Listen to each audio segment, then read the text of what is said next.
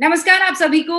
आप देख रहे हैं एबीपी न्यूज पर ये डिजिटल लाइव टेलीकास्ट और इस वक्त मेरे साथ यशवंत देशमुख आपको दिखाई दे रहे हैं। सी वोटर के करता धरता है और सी वोटर्स माने क्या है, आंकड़े, सटीक विश्लेषण और वो सारे ट्रेंड्स जो आप जानना चाहते हैं। जब दिन आएगा जिसे कहते हैं दी डे, उस दिन से पहले जो आंकड़े आप जानना चाहते हैं वो सी वोटर के जरिए एबीपी न्यूज पर आप आंकड़े देखते हैं। थैंक्स यशवंत। पहला ऑलवेज। सवाल आज की तारीख में यही है कि भाई हो चुका चुनाव, हर कोई 2 मई उसके बाद क्या होने वाला है जानना चाहता है। आपका अनुभव कैसा रहा? देखिए, बहुत जबरदस्त चुनाव हुआ और बहुत ही भीषण कोरोना की महामारी के बीच में हुआ, तो वो एक अलग चैप्टर है। लेकिन अगर हम केवल चुनाव की गंभीरता की बात करें तो 6 तारीख को 4 राज्यों के चुनाव निपट गए थे। केवल पश्चिम बंगाल का ही चुनाव था जो 6 अप्रैल के बाद अभी तक चला। और महामारी जो है वो दरअसल तकरीबन 7-8 अप्रैल के बाद से एकदम से नंबर और वो बढ़ने शुरू हुए। तो 6 अप्रैल तक वाला जो फिगर था उसमें महामारी एक मुद्दा जरूर था, लेकिन वो मुद्दा बहुत अलग तरीके से था। मसलन अगर हम बात करें कि केरल में सामान्य तौर पर हम केरल से ही शुरुआत कर सकते हैं क्योंकि पहले महामारी का नाम आ गया। केरल में सामान्य तौर पे परंपरा है 5 साल के बाद में पेंडुलम इधर से उधर पूरा जाने की। कभी कांग्रेस कभी लेफ्ट, एक बार कांग्रेस एक बार लेफ्ट, ये चलता है। पहली बार ये लग रहा है कि ये ऐतिहासिक हो सकता है जो एग्जिट पोल हमारा ट्रेंड बता रहा है और जो हमारा ट्रैकर भी लगातार जिस ओर इंडिकेट कर रहा था कि पहली बार हो सकता है ये ट्रेंड ना हो, पहली बार लेफ्ट फ्रंट दोबारा सरकार में बन जाए। और उसका कारण दरअसल महामारी दूसरे तरीके से है। महामारी कैसे दूसरे तरीके से है? आपको 2019 के चुनाव याद होंगे लोकसभा में। जब लोकसभा के चुनाव थे तो 20 लोकसभा सीटों में से 19 सीटें कांग्रेस अलायंस ने जीती थी। 19। मतलब ये था कि 2019 तक आते आते लेफ्ट के अगेंस्ट इनकम्बेंसी बहुत ज्यादा हो गई थी और कांग्रेस ने स्वीप किया। राहुल गांधी वायनाड से लड़ने के लिए गए और ऐसा लगा कि केरल अब कांग्रेस की झोली में बिल्कुल गिर जाएगा। और वो ट्रेंड लगातार चलता रहा पिछले साल तक, जबकि महामारी एकदम से आई कोरोना की। और उस कोरोना की महामारी को, उस आपदा को एक तरह से अवसर में वहां के मुख्यमंत्री ने इस तरह से बदला कि उन्होंने जिस तरीके से काम किया, लोगों के बीच में जिस तरह से गए, रोज शाम को उनका जो प्रेस कॉन्फ्रेंस होती थी जिसमें वो लोगों से बात करते थे, वो एक अपने आप में एक टर्निंग पॉइंट जैसा लग रहा है साबित हो गया। और उस टर्निंग पॉइंट के चलते आज स्थिति यह है कि एग्जिट पोल के आंकड़ों के हिसाब से लेफ्ट एडवांटेज में है वहां पर दोबारा। और ट्रैकर भी लगातार वो बता रहा था, हालांकि ट्रैकर में ये भी बता रहे थे ओवर पीरियड ऑफ 6 मंथ वो गैप धीमे धीमे धीमे कम हो रहा था। और 6 तारीख के पोलिंग दिन तो बिल्कुल टच एंड गो वाली स्थिति बहुत सारे इलाकों में हो गई थी। अभी भी मैं उसको टच एंड गो ही मानता हूं, लेकिन डेफिनेटली एक एडवांटेज एलडीएफ में वहां पर आंकड़ों में देख रहा हूं। और उसका कारण केवल कोविड को, आपदा को प्रबंधन में किस तरीके से वहां के मुख्यमंत्री ने काम किया, वहां के स्वास्थ्य मंत्री ने जिसने काम किया, बड़ी उनकी दुनिया भर में तारीफ भी हुई। इस चीज के ऊपर उनका मुझे लगता है कि अगर वो वापसी करते हैं केरल में तो उसमें कोविड प्रबंधन उनके वापसी का एक बहुत बड़ा कारण होगा। कम्युनल पॉलिटिक्स भी कारण है, मैं ये नहीं कहूंगा। कम्युनल पॉलिटिक्स हर जगह पे, देखिए विका, हम लोग उत्तर के हैं, यूपी बिहार, हम लोगों को हे दृष्टि से देखा जाता है अक्सर, क्या ये लोग जाति पात, तुम लोग जो हो केवल धर्म जाति यही सब वोट देते हो, गए गुजरे हो, तुम लोगों को लोकतंत्र का मायने नहीं पता, तुम लोगों का तो एजुकेशन लेवल भी इतना नीचे है, गरीब हो। लेकिन कई बार लगता है कितना झूठ है ये। आप पूरे भारत में जाइए, कोई राज्य ऐसा नहीं है। इनफैक्ट केरल तो सबसे ज्यादा पढ़ा लिखा राज्य है। और केरल में कम्युनल पॉलिटिक्स कौन कर रहा है? केरल में कम्युनल पॉलिटिक्स लेफ्ट और कांग्रेस मिलकर कर रहे हैं, क्योंकि left has overtly become pro Hindu and pro Christian party इन केरल। और दूसरी तरफ अगर आप देखें तो आपका जो कांग्रेस है, कांग्रेस की समस्या यही वहां पर होगी कि कांग्रेस लगातार वहां पर अब एक तरह से मुस्लिम पार्टी की तरह से दिखाई देने लगी है। तो उसका एक काउंटर पोलराइजेशन रूबी का हो रहा है। तो उस पूरी चीजों को देखें तो ऐसा लगेगा कि केरल में कोविड प्रबंधन मुद्दा जरूर है, लेकिन कम्युनल डिवाइड और कम्युनल पॉलिटिक्स केरल की इस राजनीति का इस बार का पूरा कोर रहा। और वो कोर जो है वो इतना ब्लैटेंट रहा है कि उसको देख करके अगर अब कोई दक्षिण का अभी हम तमिलनाडु और पुडुचेरी पे भी जाएंगे, लेकिन दक्षिण का कोई व्यक्ति, कोई नेता अगर ये बोले कि यूपी और बिहार के राजनीति गई गुजरी है, तो मतलब अब क्षमा कीजिए, अब मुझे उसमें कुछ कहना नहीं रहता। मुझे लगता है भाई ऐसा है, आप मान लीजिए, आपकी कॉलर शायद ज्यादा कहने उतनी वालों लिखे, को अपने गिरेबान में झांक कर देखना होगा। अपने गिरेबान में आप झांकते नहीं है, आप शायद ज्यादा लिटरेसी रेट आपकी ज्यादा है साउथ ऑफ इंडिया, आपका वेल्थ का लेवल हमसे ज्यादा हो सकता है, लेकिन जहां तक राजनीति का सवाल है, जहां तक पॉलिटिक्स का सवाल है, तो आपकी तथाकथित सेक्युलर पार्टियां भी एक उतनी जैसा घनघोर कम्युनल हैं जितनी बाकी हैं। आपकी राजनीति उतनी ही जातिवादी है जितनी उत्तर भारत की है। तो कृपया इस चीज के ऊपर हमको प्रवचन न दें।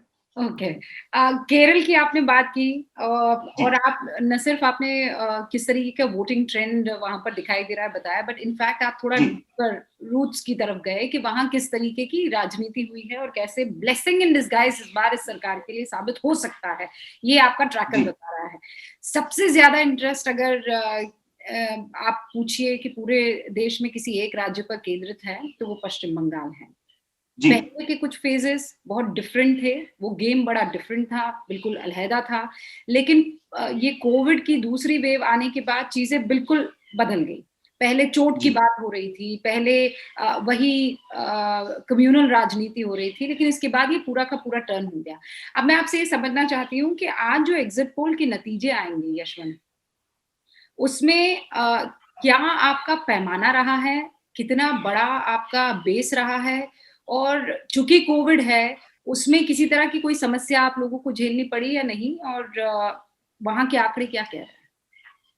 देखिए, पहले आपने जो अंतिम सवाल पूछा उससे मैं शुरू करता हूं। कोविड समस्या झेलना पड़ा, लेकिन कोविड से ज्यादा वायलेंस की समस्या को झेलना पड़ा। बहुत सारी जगहों पर केवल हमारे ही रिसर्चर्स नहीं, अभी हमारी बीच में एक दिन बात हो रही थी, संजय कुमार जी CSDS के और प्रदीप गुप्ता एक्सिस वाले, हम सभी लोगों ने इस बार पश्चिम बंगाल में हमारे रिसर्चर्स ने जिस तरीके की हिंसा का सामना किया, वो मतलब बहुत ही अभूतपूर्व थी, चिंतादायक थी। हमारे 2 रिसर्चर्स के सर फूटे, हॉस्पिटलाइज करना पड़ा। तो जो लोग कहते हैं ना कि 8 फेजेस में इलेक्शन क्यों, और पहले के फेज में पहली बार भी ममता बनर्जी 7 फेज में 6 फेज में जीती थी, तो 8 फेज में क्यों, और कोविड के कारण एक साथ क्यों नहीं कर दिया। तो मेरा उनसे करबद्ध निवेदन केवल ये है कि आप ग्राउंड रियलिटीज को नहीं जानते। अगर आप ये मानते हैं कि इंसान कोविड से बच जाए लेकिन राजनीतिक हिंसा से मर जाए, तो आपका कहना सही है। मेरा मानना यह है किसी को भी न कोविड से मरना चाहिए, न राजनीतिक हिंसा से मरना चाहिए। कोविड अपने आप में बहुत बड़ी दिक्कत वहां पर बन गया है पिछले 15 दिन में। कलकत्ता में तो अब महामारी, जब असली आंकड़े आने शुरू होंगे अगले 1 हफ्ते में, रुबिका आप पाएंगे कि कोलकाता की स्थिति दिल्ली और शायद बंबई से भी बदतर, भगवान न करे हो, लेकिन ऐसे सब लोग आशंका जाहिर कर रहे हैं। नहीं, सही कह रहे हैं। तो उसका असर पड़ा है। बावजूद इसके हमारी टीम ने और रिसर्चर्स ने बहुत ज्यादा कोशिश करके हर सेगमेंट पे काम किया है। सारी 292 विधानसभा सेगमेंट जहां पे चुनाव हो रहे हैं, उन सभी जगहों से आंकड़े इकट्ठा किए हैं। कुछ जगहों पे जहां पे बहुत हिंसा हो गई, वहां पे पोलिंग वाले दिन ने सही तो पोस्ट पोल जाकर के, वापस जाकर के उन्होंने काम को खत्म किया है। अच्छा। तो करीब करीब 85,000 से ज्यादा हमारा सैंपल अकेले पश्चिम बंगाल में, और ये बहुत बड़ा सैंपल है। और हमने उसमें हर जाति, हर धर्म, पूरे हमारा जो एक रैंडम रिप्रेजेंटेटिव सैंपल होता है वो हमारे पास में है। जो मुख्य चीजें हमें समझ में आई, जिसकी ओर हम इशारा पहले भी ट्रैकर में करते रहे हैं, कि एंटी इनकम्बेंसी का माहौल जरूर है, लेकिन एंटी इनकम्बेंसी का माहौल में लेफ्ट और कांग्रेस के वोट ये हैं जो बीजेपी की ओर शिफ्ट हुए।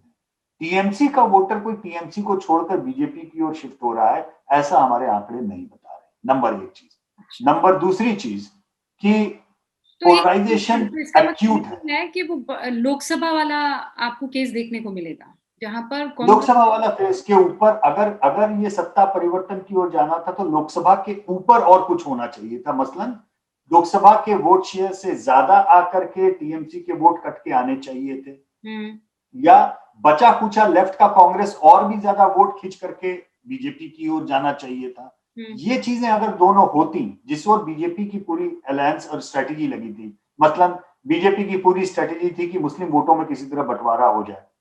अगर लेफ्ट कांग्रेस का आईएसएफ के साथ में अलायंस हुआ, या ओवैसी साहब की पार्टी जाके लड़ी, उससे बीजेपी को उम्मीद थी कि मुस्लिम मतदाताओं का विभाजन हो।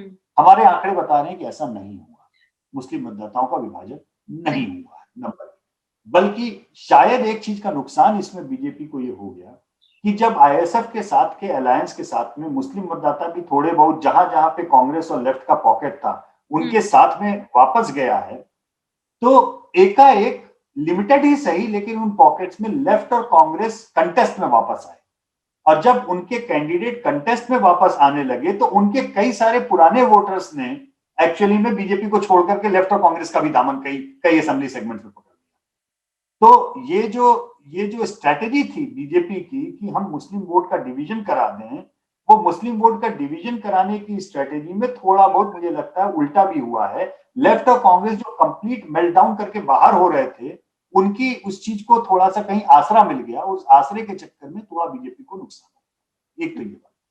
दूसरी बात, रूबिका, हम लोग ट्रैकर के समय पे भी आपको याद होगा हम लगातार आपको इस बात की ओर इशारा कर रहे थे, जो हमने जैसे बिहार में देखा था। बिहार में हमने आपको बताया था कि महिलाओं का वोटर अभी भी नीतीश के साथ में था, जिसके कारण उनकी इज्जत बच जाए। बहुत बुरी तरह एंटी इनकम्बेंसी थी, बहुत वहां पे लोग नाराज थे, चीफ मिनिस्टर से नाराज थे, और ऐसा लगा कि दो बिहार थे, एक बीजेपी जहां लड़ रही थी और एक जेडीयू जहां लड़ रहा था। लेकिन हम बार बार ये कह रहे थे बावजूद इसके बीजेपी बना ले जाएगी, बावजूद इसके, क्योंकि एक तो महिला वोटर्स अभी भी नीतीश को वोट दे रही हैं, दूसरा ये कि आरजेडी ने, तेजस्वी यादव ने बहुत ज्यादा सीटें कांग्रेस के लिए छोड़ दी, जो उनके लिए नुकसानदायक साबित हुई। वही स्थिति पश्चिम बंगाल में है। पूरे भारत में रूबिका अब महिला मतदाता ये बहुत क्रिटिकल होती जा रही है। ये पिछले 2-3 सालों से हमने ये ट्रेंड देखा है। पहली बात तो ये है कि 50-60 सालों तक एक ट्रेंड था रूबिका भारत में कि महिलाओं का टर्नआउट पुरुषों से करीब करीब 10% नीचे होता था। अब महिलाओं का टर्नआउट पुरुषों के बराबर ही नहीं, पुरुषों से ज्यादा हो रहा है कई बार, और महिलाओं की वोटिंग इंटेंशन पुरुषों से अलग हो रहा है। ये दूसरी बात, ये दोनों ही बहुत महत्वपूर्ण मसले हैं। इसका लाभ केंद्रीय स्तर पे नरेंद्र मोदी को मिला है, राज्य के स्तर पे अलग अलग उन मुख्यमंत्रियों को मिला है जिन्होंने महिलाओं के लिए स्कीम की है या ज्यादा काम किया है। पश्चिम बंगाल में महिलाओं का रुझान ममता बनर्जी की ओर ज्यादा रहा है बनिस्बत पुरुष मतदाताओं। इसलिए जो एग्जिट पोल के आंकड़े हैं उसमें दो चीजें बहुत क्लियर हैं।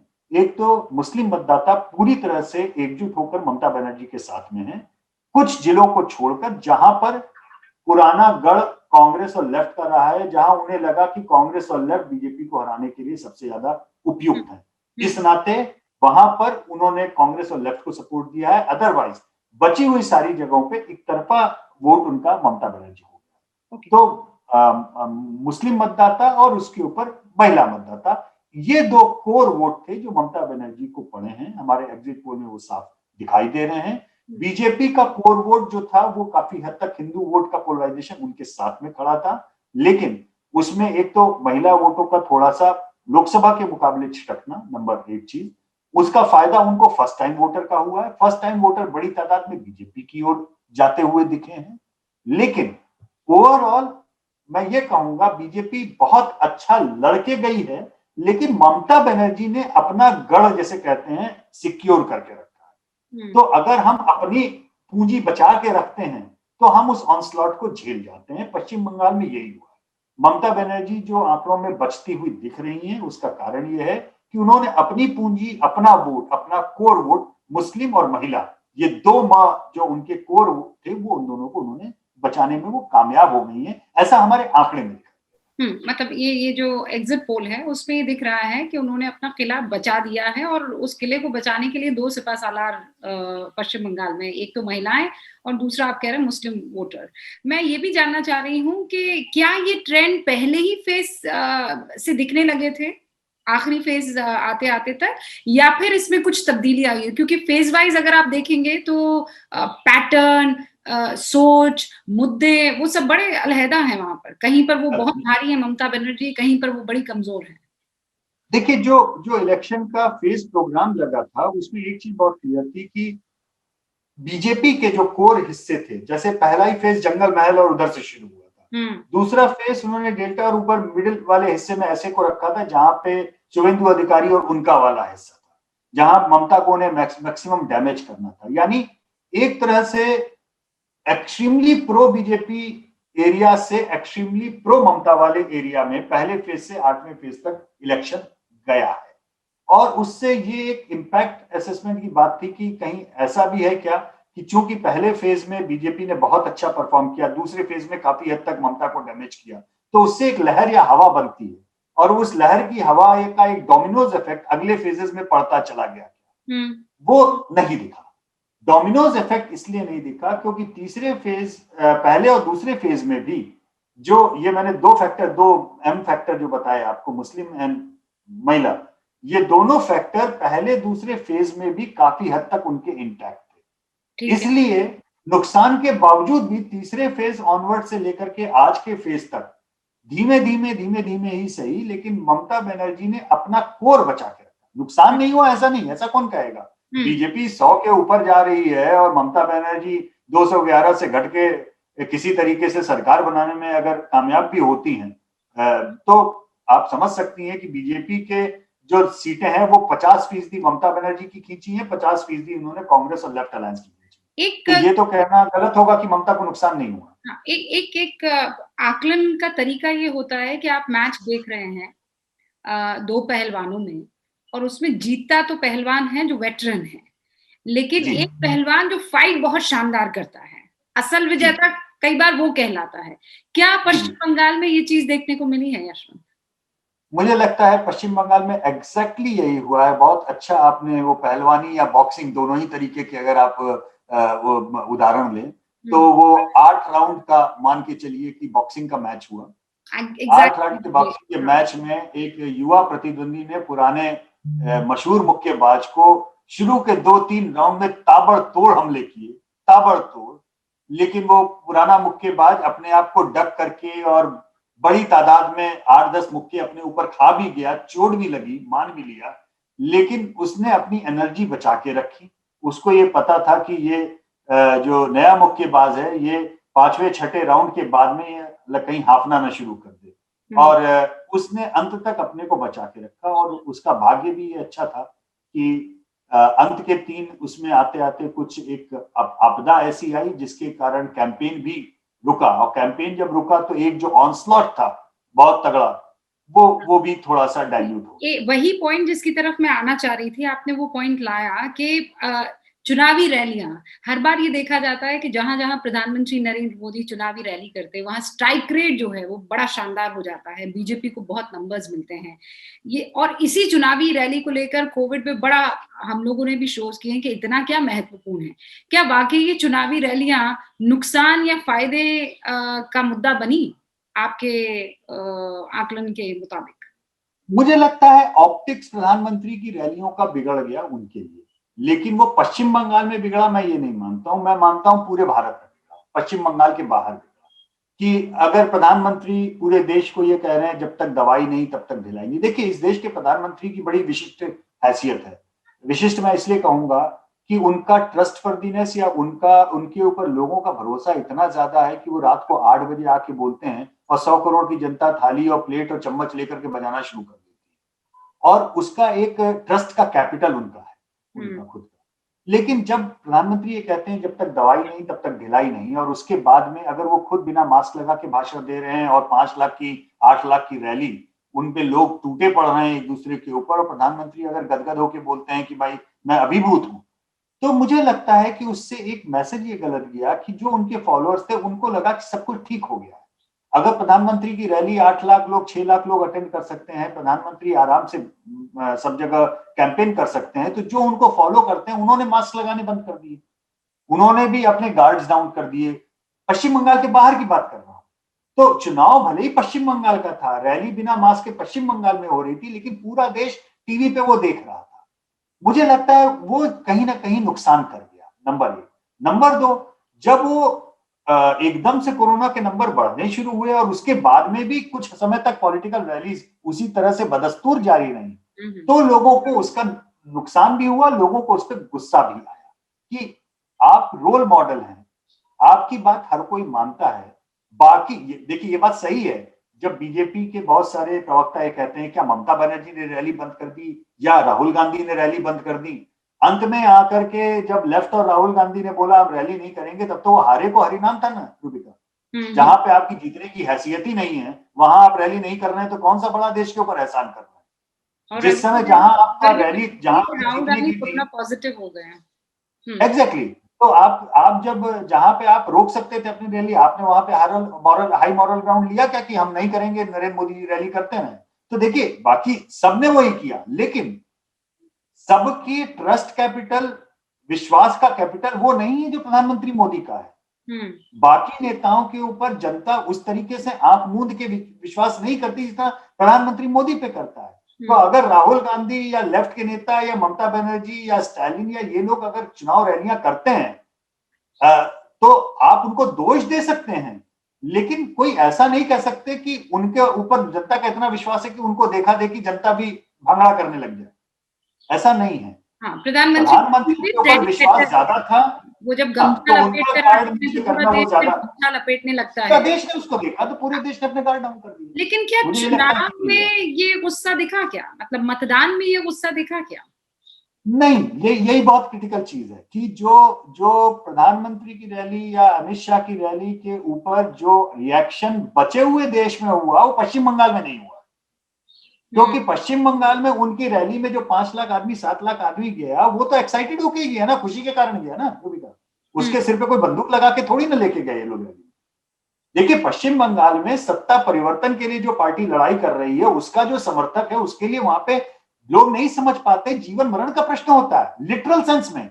पश्चिम बंगाल में जो राजनीतिक हिंसा है रूबिका, उसमें जो उस हिंसा को झेल रहा है उस कार्यकर्ता के लिए वास्तव में जीवन मरण का प्रश्न है।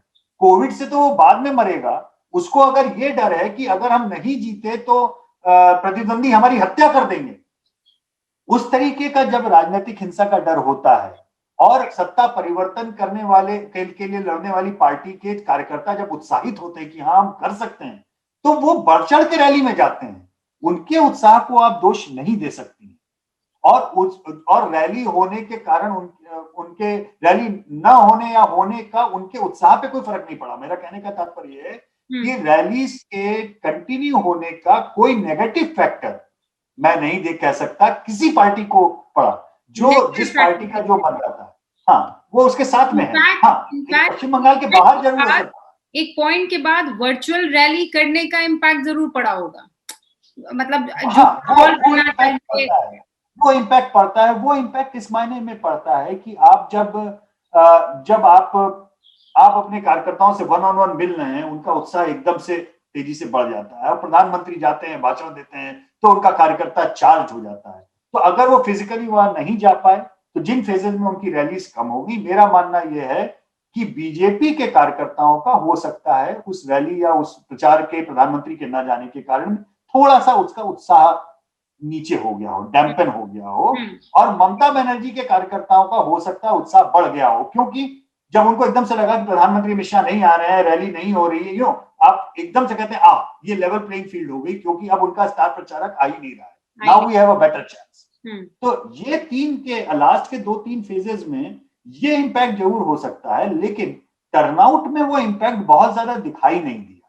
उस तरह से टर्नआउट बहुत ज्यादा गिर गया हो, क्रैश हो गया हो, ऐसा लगा नहीं। तो इसलिए मुझे लगता है कि टर्नआउट में तो वो इंसान वैसे ही जाएगा चाहे किसी भी पार्टी का हो, उत्साह में वोट डालने। लेकिन हाँ, प्रधानमंत्री की रैलीज न होने का उत्साह में थोड़ा सा कम बीजेपी के कार्यकर्ताओं में होगा, और उन रैली के न होने से थोड़ा उत्साह टीएमसी के कार्यकर्ताओं का, लेफ्ट के कार्यकर्ता, कांग्रेस के कार्यकर्ताओं का उत्साह बढ़ गया। ओके, अब चूंकि आपने वोटर टर्नआउट का जिक्र किया है तो मैं ये भी जान लेना चाहती हूँ कि आपने जब रिसर्च की और जब आप के तमाम लोग वहां ग्राउंड पर थे, क्या वो तब्दीलियां वोटर टर्नआउट में दिखी है पिछले चुनावों से? अभी वो कम थी, वो ज्यादा थी, और इसके कुछ माने, क्योंकि इसका कोई सेट पैटर्न तो है नहीं, कई बार ज्यादा वोटर टर्नआउट किसी और को चुन लेता है, कई बार कम वोटर टर्नआउट उसी को चुन लेता है।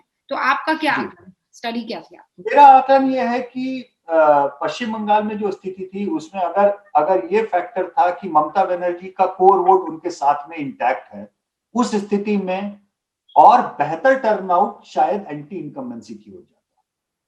क्योंकि लो टर्नआउट, रूबिका हमेशा याद रखिए, टर्नआउट कम होने पे हमेशा उस पार्टी को लाभ होता है जिसके पास में अपना कैडर वोट होता है, क्योंकि उसका कैडर कम से कम तो वोट डालने जाएगा ही, और कोई जाए ना जाए। एक एंटी इनकम्बेंट वर्डिक्ट के लिए खासतौर पे मेरा मानना यह है, सामान्य थंब रूल यह है कि अगर आपको चाहिए एंटी इनकम्बेंट वर्डिक्ट, तो एक अच्छा बड़ा टर्नआउट आपके लिए बेहतर, हालांकि वो नहीं है, बहुत सारे हाई टर्नआउट वाले प्रो इनकम्बेंट वर्डिक्ट भी हुए हैं, तो उल्टा भी हुआ है। लेकिन इस केस में मुझे ऐसा लगता है कि चूंकि ममता का अपना कोर बरकरार था, ऐसे में उस कोर से भी और आगे निकलने के लिए शायद हायर टर्नआउट पे और ज्यादा बेहतर बीजेपी के लिए नतीजे आ सकते। पश्चिम बंगाल के साथ साथ बाकी वो 4 राज्य भी है जहां पर बीजेपी का परफॉर्मेंस कैसा रहा है और वहां की जो मौजूदा सरकारें हैं उनका परफॉर्मेंस कैसा रहा है, ये आज एग्जिट पोल में दिखाई दे जाएगा। लेकिन वो जो अमित शाह जब बीजेपी के अध्यक्ष थे और जो बीजेपी का अपना सपना था कि हर जगह जो है भगवा लहराएगा, बीजेपी का परचम लहराएगा, इन 5 राज्यों की स्थिति क्या बता रही है एग्जिट पोल में?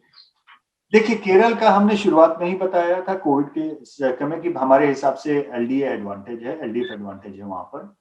तमिलनाडु में डीएमके का एडवांटेज ट्रैकर में दिख रहा था, और बहुत क्लियर एडवांटेज वो हमारे इसमें दिख रहा है। और दोनों बड़े नेताओं की एब्सेंस का नुकसान एआईएडीएमके को ज्यादा हुआ है, 10 साल की एंटी इनकम्बेंसी का ज्यादा नुकसान हुआ है।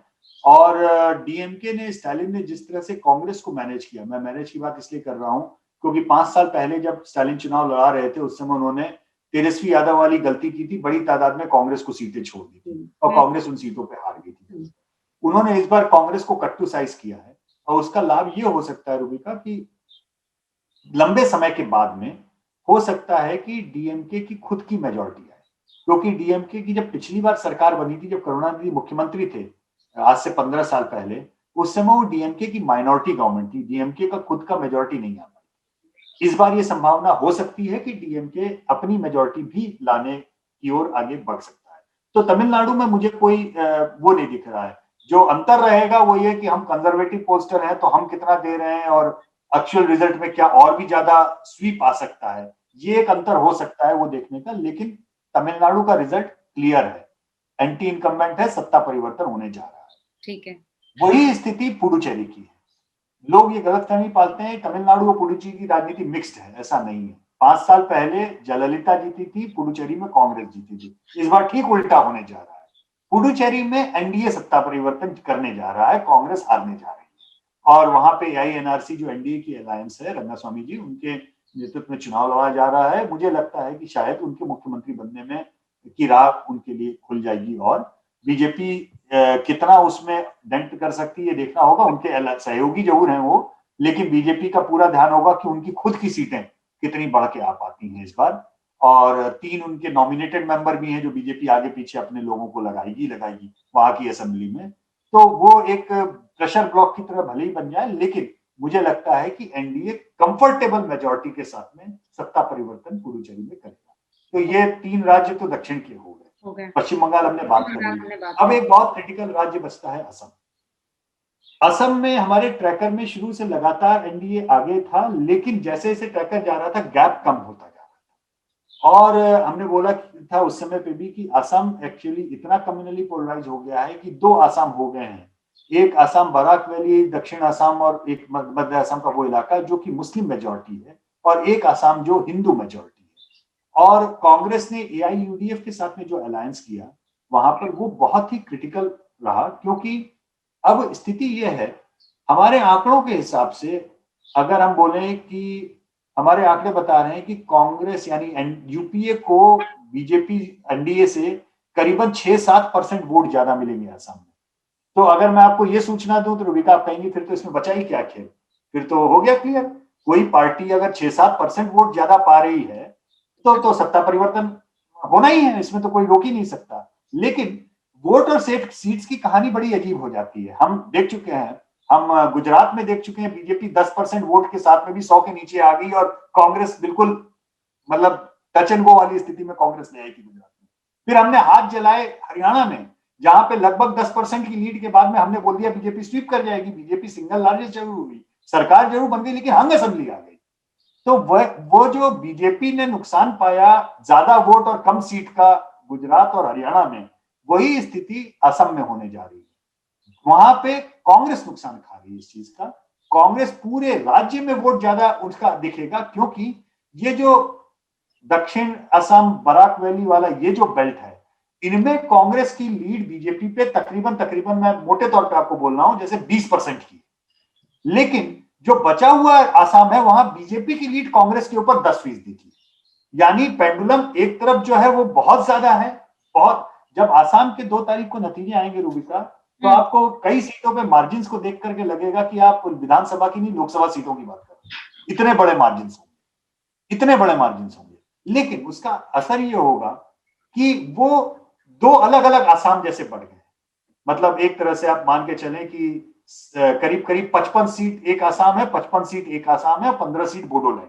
एक मोटा बॉल पार्क मैं आपको एक बता रहा हूँ राउंड फिगर्स में। तो वो जो 55 सीट लोअर आसाम और ये वाला है वो पूरा कांग्रेस स्वीप करेगी, और जो 55 सीट अपर आसाम और हिल्स वाला और टी गार्डन चाय बागान वाला है वो पूरा बीजेपी स्वीप करेगी। और अंत में जो टिल्टिंग फैक्टर है, वो टिल्टिंग फैक्टर केवल और केवल रह जाएगा बोडोलैंड वाले इलाकों का। अब बोडोलैंड वाले इलाके में जहां बीजेपी ने अपनी बीपीएफ को दरकिनार करके नए अलायंस के साथ में गई है, और हिमंता बिस्व शर्मा उनका मैजिक टच अंत में वो काम आएगा जो बीजेपी को कम वोट के बाद में भी शायद हो सकता है सीटों के मामले में वो कांग्रेस से आगे निकाल के सिंगल लार्जेस्ट पार्टी ही नहीं, एज एन अलायंस हो सकता है नियर मेजोरिटी या मेजोरिटी के ऊपर भी क्लियरली चली जाए। तो ये एक उलट बासिया होने वाला है, लेकिन बहुत कांटे का मुकाबला है। गेम पूरी तरह खुला हुआ है आसाम में, और एआईयूडीएफ बहुत बड़ी एक पार्टी बन के उभरेगी। कांग्रेस एआईयूडीएफ अलायंस से कांग्रेस को लाभ हुआ हो चाहे ना हुआ हो, एआईयूडीएफ को भरपूर लाभ, भरपूर। तो ये 2 पार्टियां जो हैं साफ तौर पर वहां असम में नजर आ रही है, बीजेपी वर्सेस एआईयूडीएफ। जी जी, और कांग्रेस नंबर रहेगी, मतलब एआईयूडीएफ से तो क्या ज्यादा ही सीटें रहेंगी, लेकिन सिंगल लार्जेस्ट पार्टी की आप बात करेंगे अगर, तो वो बीजेपी रहने की संभावना है, कांग्रेस बीजेपी से नीचे रहने की संभावना। मैं इस शो को समाप्त करूं उससे पहले दोबारा पश्चिम बंगाल की तरफ जाऊंगी, फिर क्योंकि नजरें वहां पर गड़ी हुई है। शुवेंदु अधिकारी का फैक्टर कितना स्ट्रांग रहेगा? शुवेंदु अधिकारी का फैक्टर इंपॉर्टेंट रहेगा, नो डाउट। इंपॉर्टेंट इसलिए रहेगा क्योंकि वो उन इलाकों में बीजेपी को इनरोड करा रहे हैं जहां बीजेपी की उतनी हैसियत नहीं थी। बीजेपी के पास में कैडर नहीं था, लोग नहीं थे।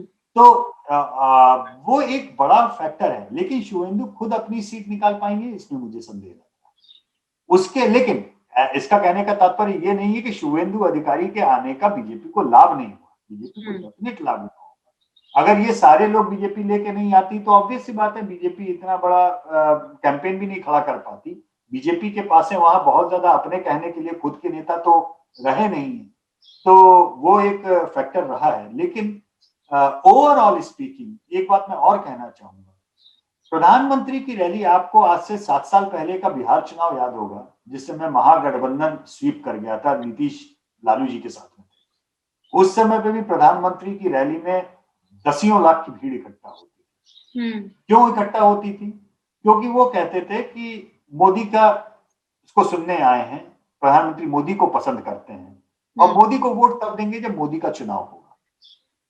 यानी जब वो लाखों की रैली आ रही थी तब भी बीजेपी बुरी तरह हार गई थी बिहार में, और लोकसभा में बीजेपी ने स्वीप कर लिया। एक स्प्लिट वर्डिक्ट हर राज्य में अपने को दिख रहा है। मैं बार बार इस ओर इशारा ट्रैकर में भी कर रहा था, क्योंकि हम लगातार ये भी पूछते हैं कि आप आज लोकसभा चुनाव होते तो आप किसको वोट देते, और इस प्रश्न के ऊपर लगभग 7-8% की लीड अब बीजेपी की दिखाई देती है पश्चिम बंगाल। वो लीड तो कम है क्या पहले से? नहीं, वो लीड बढ़ गई। 2019 के मुकाबले 7-8% की लीड लोकसभा के वोटिंग बढ़ गई है, वाले सवाल पे बढ़ गई है। मतलब जब हम उनसे ये पूछते हैं कि विधानसभा में किसको वोट देंगे, तो वो काफी हद तक प्रो टीएमसी जाता है। लेकिन जब हम पूछते हैं कि लोकसभा अगर आज होगा तो किसको वोट देंगे, तो इवन टीएमसी का भी एक ब्लॉक है वोटर का जो बोलता है कि हम बीजेपी को वोट देंगे। ये एक बड़ी विचित्र सी स्थिति है जो आप दिल्ली में अरविंद केजरीवाल और 67 सीट और 770 लोकसभा ये आप 2 बार पेंडुलम पूरा देख चुकी हैं विद इन 6 मंथ्स का। तो पब्लिक का स्प्लिट वर्डिक्ट, ये बंगाल भी स्प्लिट वर्डिक्ट की ओर बढ़ रहा है। बीजेपी सत्ता में शायद ना आए इन चुनाव में, हमारे आंकड़े तो बहुत साफ बता रहे हैं कि वो सत्ता में नहीं आ रही है। 2024 के लिए एग्जैक्टली 2024 में अगर बीजेपी 35 सीट निकाल ले जाए 42 में, तो मुझे कोई आश्चर्य नहीं होगा। आप भी मत कीजिएगा, बल्कि आज के इस कार्यक्रम को याद कीजिएगा। बहुत बहुत शुक्रिया यशवंत देशमुख, इन सारी चीजों को बहुत बारीकी से हम तक पहुंचाने के लिए।